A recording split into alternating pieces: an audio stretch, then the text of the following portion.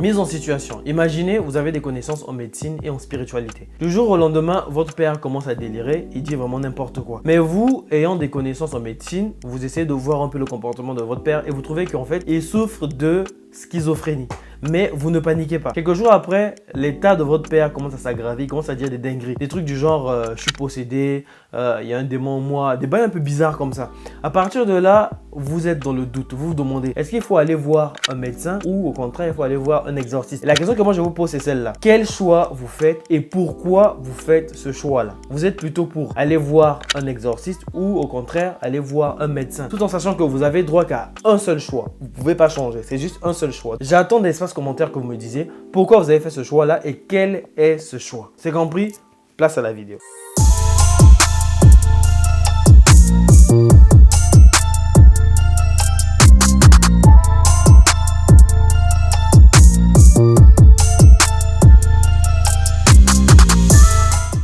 Guys, pour la vidéo d'aujourd'hui, je vous conseille de rester jusqu'à la fin parce que j'ai décidé de vous montrer un truc que la plupart des gens ne montrent pas et même dont ils ne parlent pas. Donc restez jusqu'à la fin. Aujourd'hui, on va parler de l'histoire de John Alexander Lawson, a.k.a. Pazuzu. Mais pour le bien de la vidéo, vu que son nom est trop long, on va l'appeler Johnny. Johnny est né le 12 août 1978 à San Francisco, en Californie. Ses parents sont jeunes et ils se disputent beaucoup. Alors que Johnny n'a que 5 ans, ses parents décident de se séparer. La mère de Johnny, Cynthia, déménage à Clements en Californie du Nord. Clements est une petite ville où il n'y a pas beaucoup de distractions. Donc là-bas, les gens s'ennuient beaucoup. La vidéo est une vidéo interactive. Donc très souvent, je vais vous solliciter.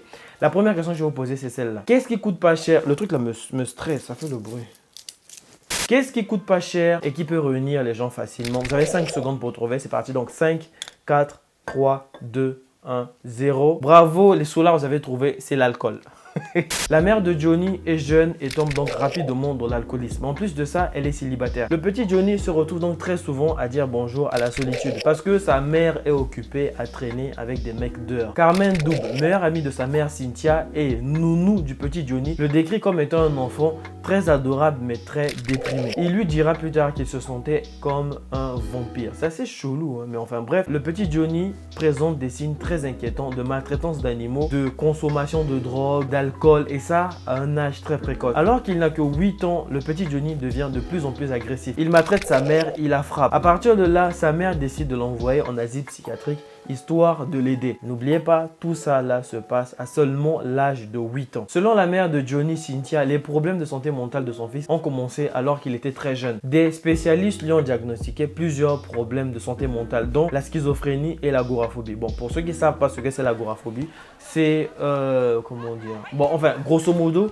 c'est la peur des lieux publics, les endroits où il y a beaucoup de gens. Selon Carmen Double, qui est la meilleure amie de la maman de Johnny, elle disait que s'il y avait une personne à mettre en asile psychiatrique, c'était la maman de Johnny, Cynthia, et non le petit Johnny. Parce que si aujourd'hui le petit Johnny a décidé d'agresser sa mère, de la maltraiter, c'est dû au fait que le petit était très souvent seul et le fait de voir sa mère traîner avec des mecs, passer de gauche à droite avec des mecs, ça a dû peut-être traumatiser le petit, ça a dû, voilà quoi, ça a dû court-circuiter son cerveau là-bas, du coup, ça l'a rendu agressif. D'autant plus qu'il n'avait pas de figure paternelle. Alors qu'un daron, c'est toujours important, de temps en temps, une petite pichenette, une petite, tu vois, une petite fessée, c'est bien. Faut essayer de remettre les idées en place au gamin. Au début, sa mère a pu financer l'aide psychiatrique dont il avait besoin. Sauf que ça coûtait très cher et voilà, elle a fini par manquer d'argent et à ne plus pouvoir l'aider. C'est à partir de là que la santé mentale du petit Johnny est devenue catastrophique. Johnny est un enfant et vu que la plupart du temps il est seul, dans le quartier les gens l'aiment pas trop, il se fait appeler face de crotte. Et en plus de ça, pour couronner le tout,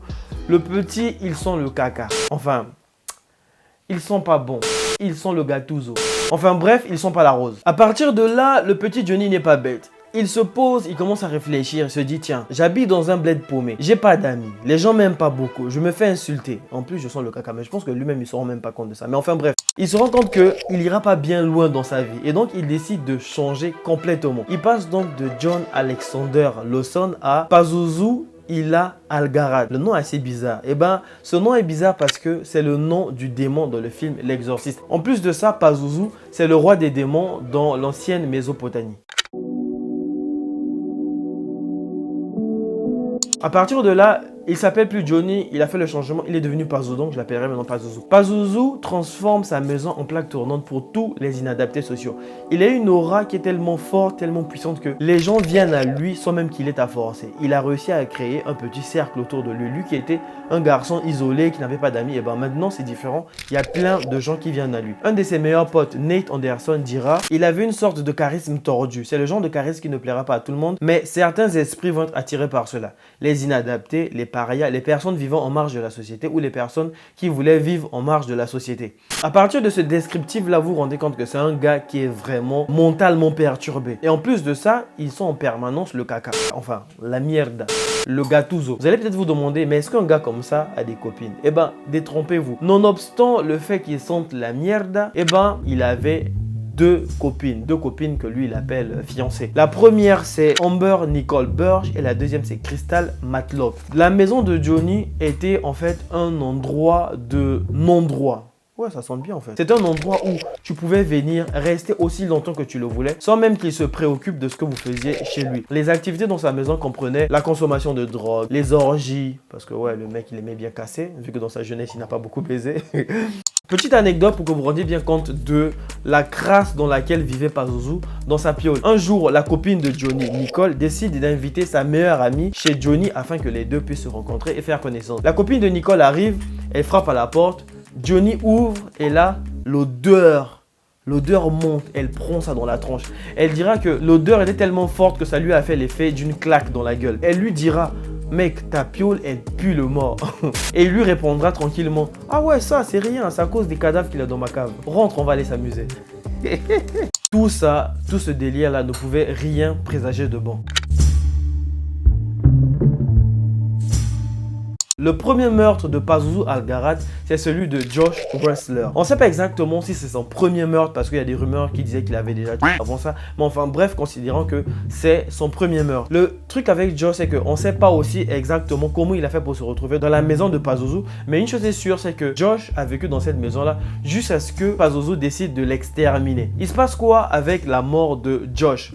Josh s'est retrouvé dans la maison de Pazuzu pendant plusieurs mois. Officiellement, on dit 5 mois parce que c'est le temps qu'a mis sa petite amie pour prévenir la police. Mais vous inquiétez pas, je reviendrai sur ça. Il est resté plusieurs mois dans la maison de Pazuzu. Pazuzu l'a donc affamé, l'a attaché dans sa cave, le frappait, le torturait et au final, il a buté, il a démembré le gars et l'a enterré dans son jardin avec l'aide de sa copine, celle dont je viens de vous parler, la Nicole. C'est juste horrible. Histoire de revenir sur la mort de Josh, je vais vous expliquer ce qui s'est passé. La mère de Pazuzu était dans sa chambre en train de se préparer pour sortir lorsqu'elle entend un grand bruit au niveau de la cave.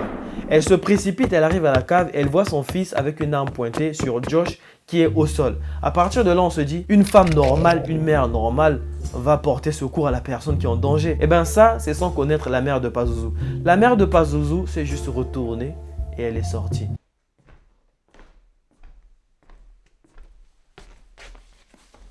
À peine elle aura fermé la porte de la maison que Johnny balancera un cri. Il dira « Oui, on me signale dans l'oreillette qu'il y a des gens qui sont en train de regarder la vidéo en ce moment qui ne sont pas abonnés et qui n'ont même pas liké. » Les gars, vous êtes des ouf ou quoi? Likez, wesh. Likez. Maman, je vais l'exterminer. Hein. Et donc, c'est comme ça qu'il s'est débarrassé de Josh. Je dis ça en rigolant, mais c'est un rire nerveux parce que c'est horrible en fait. Le mec, c'était vraiment un monstre. La deuxième question que j'ai envie de vous poser, c'est vous avez suivi l'histoire de Pazuzu, il avait des problèmes, ça n'allait pas bien mentalement. Et en plus de ça, il était peut-être influencé par on ne sait trop quoi. Est-ce que vous pensez que Pazuzu a buté tous ces gens-là parce qu'il avait un problème mental ou au contraire, vous pensez qu'il a fait ça parce qu'il était sous l'influence d'une force quelconque, un mauvais esprit, un djinn, tout ce que vous voulez? Répondez dans l'espace commentaire et on continue. Pour comprendre la face cachée de Pazuzu, il faut qu'on fasse un bond en arrière. Quand il était petit, je vous ai dit, il passait la plupart du temps seul et il avait dit à sa nounou qu'il se sentait comme un vampire. Et bien en plus de ça, Johnny était un grand fan de films d'horreur. C'est assez bizarre pour un enfant de cet âge-là. Johnny est dans une ville paumée et il n'y a pas beaucoup de gens qui l'aiment. Il est tout le temps seul. Il fait une petite pause, il commence à réfléchir et il se rend compte que lui, dans la vie, il irait pas très loin. D'autant plus qu'il n'a pas aussi de grands objectifs. À partir de là, il essaie à tout prix de se faire remarquer. Et compte tenu du fait qu'il est dans une ville où la plupart des gens sont des fervents chrétiens, Johnny décide tout simplement de devenir le diable. À partir de là, il va à l'encontre de tous les principes moraux. Il se fait tatouer le visage, se fend la langue en deux, se lime les dents et il arrête de prendre des douches parce que pour lui, ça affaiblissait son système immunitaire. D'une part, c'est pas faux, mais lui, c'était abusé parce qu'il pouvait rester 1 an sans se laver, ça le dérangeait pas. Je me demande bien comment ces meufs, quand ils faisaient l'amour, le suçaient ou pas? Bon, enfin bref. Quand je vous dis que Johnny a pris la décision de changer, c'est pas seulement oui, il a changé, voilà, il s'est fondu la langue, non. Le mec partait jusqu'à égorger des animaux, des lapins, des chats, pour boire leur sang. Il se le renversait sur le visage, histoire de s'imprégner de leur pouvoir. Enfin, d'après ce que lui disait, ça lui donnait des pouvoirs. Il avait entre autres, selon lui, le pouvoir de maîtriser la météo. Donc s'il disait, je veux qu'il pleuve, il va pleuvoir. Je sais pas comment les gens ont fait pour le croire parce que c'est assez fou, mais enfin bref, faut croire qu'il y avait des gens qui engobaient toutes ces bêtises-là. Sa maison se trouvait dans un état désastreux. Il y avait du sang maculé sur les murs, des carcasses d'animaux qui traînaient et des ordures partout. Il faisait sombre dans sa maison et ça puait la décomposition. Des messages sataniques et des pentagrammes étaient peints dans toute la propriété de Johnny. La plupart du temps, Johnny n'allait même pas aux toilettes. Quand il avait envie de chier ou même de pisser, il le faisait dans un coin du mur de sa maison. C'était vraiment un coin horrible.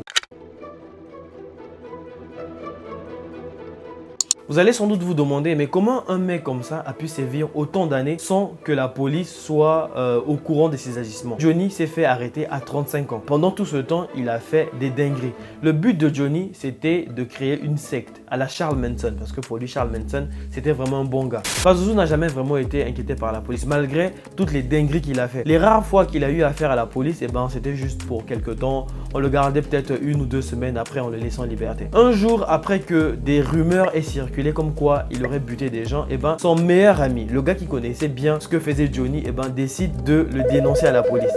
Il appelle la police, il dit au keuf où exactement se trouvent les corps. La police prend un mandat de perquisition, débarque chez Johnny, font des fouilles et là, vous allez être déçus, mais ils n'ont rien trouvé. C'est incroyable. Alors que son pote a dit exactement où étaient cachés les corps. Mais malgré ça, ils n'ont rien trouvé. Johnny, après la perquisition, est allé voir son pote, là, Nate Anderson, pour le dire, gars, je sais que tu m'as trahi. T'inquiète pas, t'es mon frère. De toutes les façons, rien ne peut m'arriver parce que le petit bonhomme sous terre me protège. Au vu de ce qui s'est passé, on a l'impression que le petit bonhomme sous terre l'a vraiment protégé. Ça, ce n'était que le premier cas. Il y a eu un autre cas. Sa mère elle-même est allée le dénoncer à la police. Et pareil, la police n'a rien fait. Le mec était toujours tranquille. Une autre histoire assez dérangeante sur Johnny. Je vous ai dit que Johnny avait pour but de créer sa secte. Il se passe que un jour, Johnny se balade en voiture avec un de ses adeptes, Nicolas, lorsqu'il rencontre Chandler. Chandler est un jeune noir aveugle. Il est en train de se balader au bord de la route et à partir de là, on ne sait pas exactement comment ils ont fait. Est-ce qu'ils l'ont enlevé?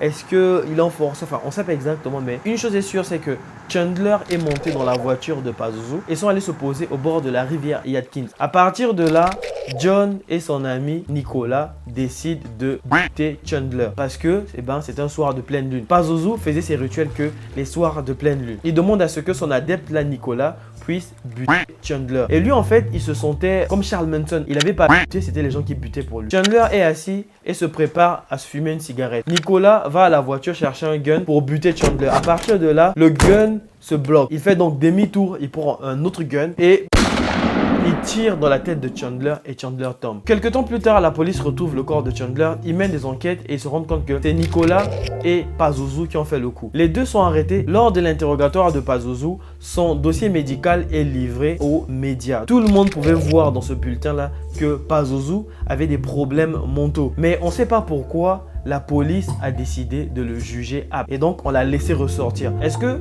c'est les policiers qui ont mal fait leur boulot? Ou est-ce que Pazuzu nous a dit la vérité quand il disait qu'il y avait le petit bonhomme sous terre qui le protégeait et qui l'aidait chaque fois qu'il faisait une dinguerie? Le 5 octobre 2014, John Alexander Lawson, a.k.a. Pazuzu Ila Algarad, a 35 ans. La police obtient un mandat de perquisition. Le deuxième mandat qu'ils obtiennent pour fouiller la maison de Pazuzu. Et là, ils font une descente et c'est sérieux.